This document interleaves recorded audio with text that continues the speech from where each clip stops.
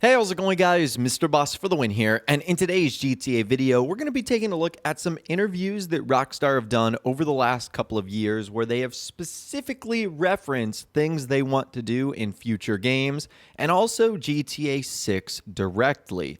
So many of these questions and answers are going to be coming from Sam and Dan Houser as well as Leslie Benzies. And what's kind of funny about that is Leslie is no longer at the company and Dan Houser is no longer at the company. But for the most part, Rockstar really don't give interviews all that much. In fact, they typically only do so when they're promoting a new game or title that's going to be coming out. And a lot of the times they'll specifically focus on just that, the title that's coming out. But sometimes they'll go a bit off topic and talk about things like the future and even GTA 6 specifically, which we'll look at today. In fact, I was able to find so many interesting quotes from these guys at Rockstar. I think I'm going to end up doing a part 2, so be on the lookout for that in maybe a day or two. But today's video is going to focus on them specifically talking about the future and GTA 6. All right, so here we go. The first couple of questions come from an IGN interview that Dan Houser was doing.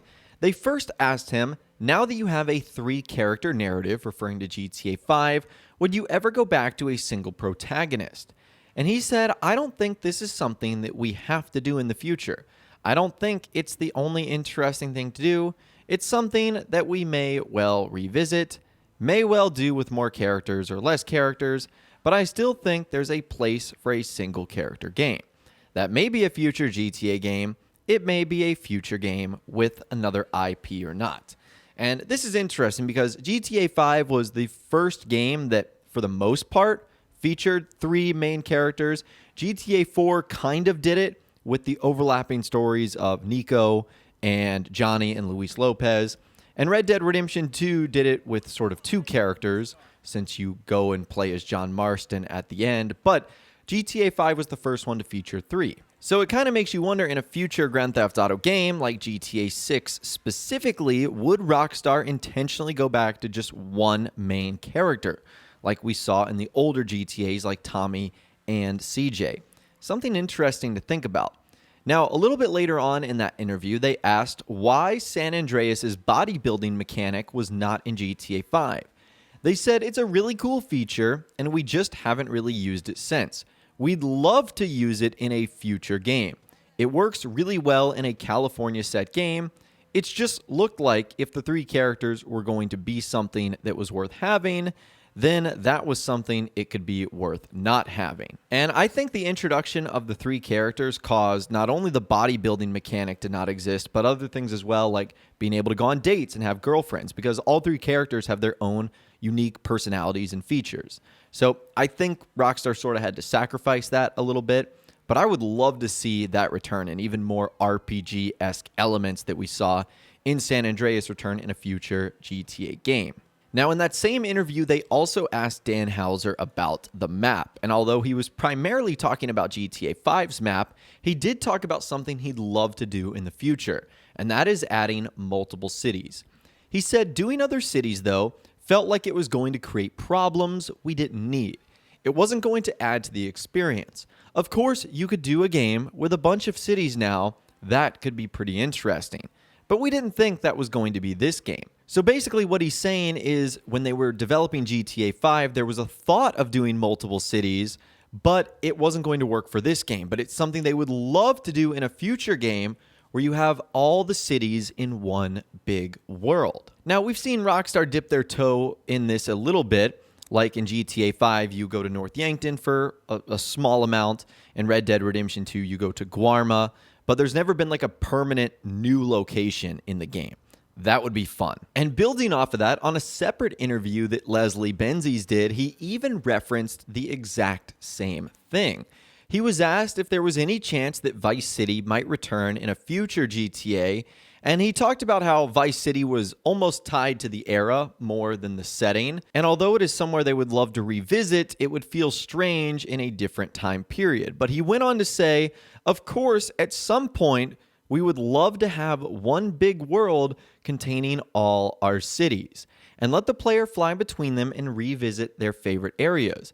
And in that context, reimagining Vice City would be interesting. So it's funny that both Dan Houser and Leslie Benzies, who are no longer at Rockstar, both said the same thing.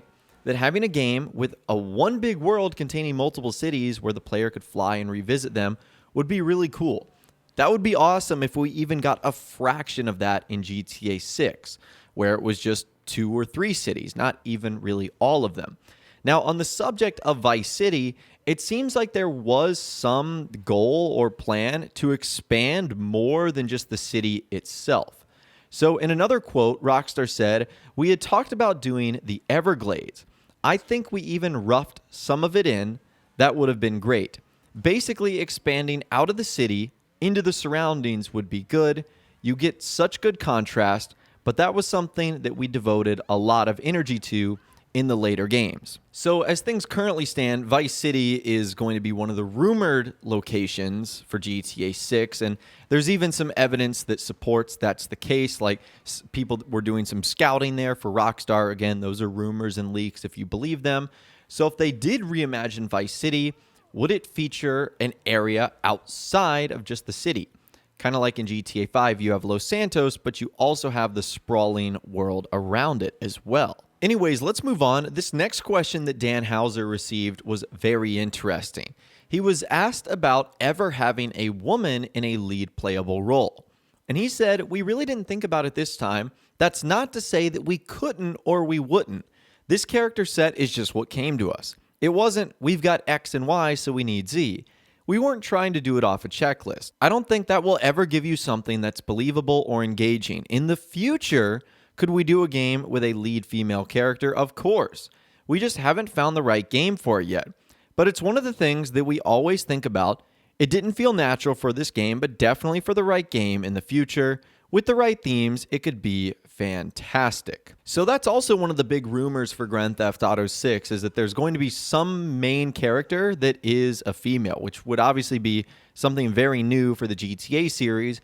We saw a lot of strong female characters in Red Dead Redemption 2, like Sadie Adler, for example. She was absolutely fantastic. So I think Rockstar does a terrific job creating those characters, and I'd love to see one in a future game, and I think Rockstar does too. All right, up next, Sam Houser was actually asked if Rockstar has like a 10-year plan for Grand Theft Auto at their headquarters. And he said this was the best game that we could make at this point in time, referring to GTA 5.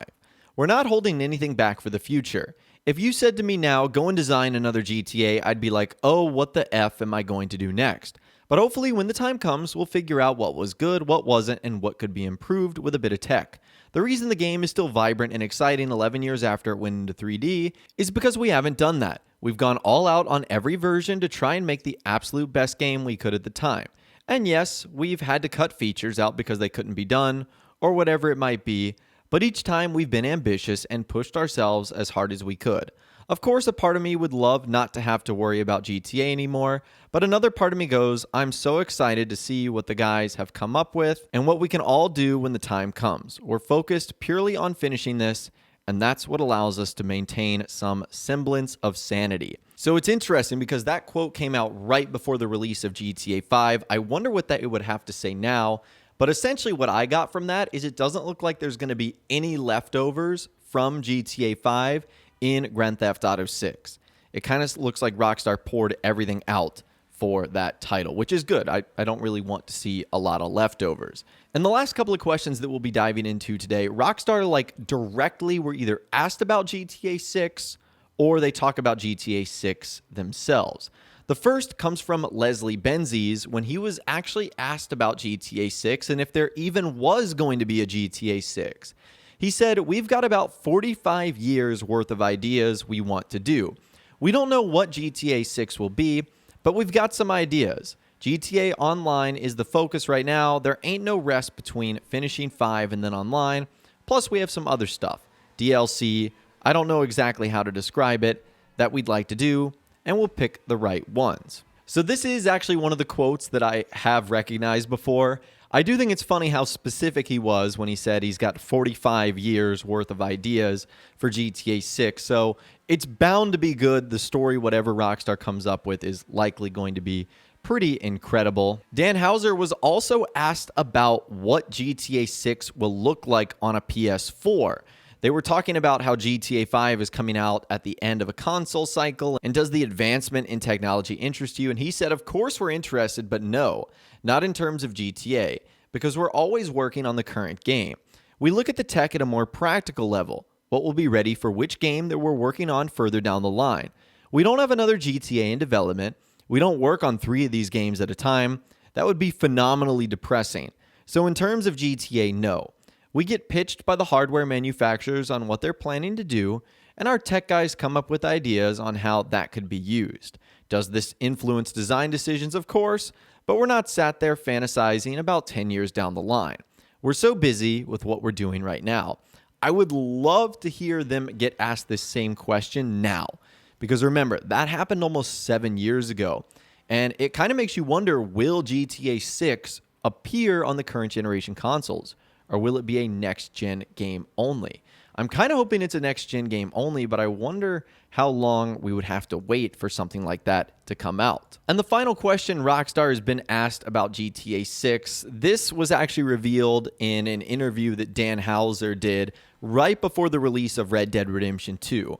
So the article says Dan Houser is thankful he's not releasing Grand Theft Auto 6 in the age of Trump. It's really unclear what we would even do with it, let alone how upset people would get with whatever we did. Both intense liberal progression and intense conservatism are both very militant and very angry. It is scary, but it's also strange, and yet both of them seem occasionally to veer towards the absurd. It's hard to satirize for those reasons. Some of the stuff you see is straightforwardly beyond satire. It would be out of date within 2 minutes. Everything is changing so fast. So obviously with that quote, I don't think Dan Houser literally means that he will never release GTA 6 in the presidency of Donald Trump here in the United States. I just think he says it's harder to write like jokes and scripts and basically the theme of Grand Theft Auto in a world where everything is changing so fast now. And he's worried that anything he did right now wouldn't make sense when the game actually came out.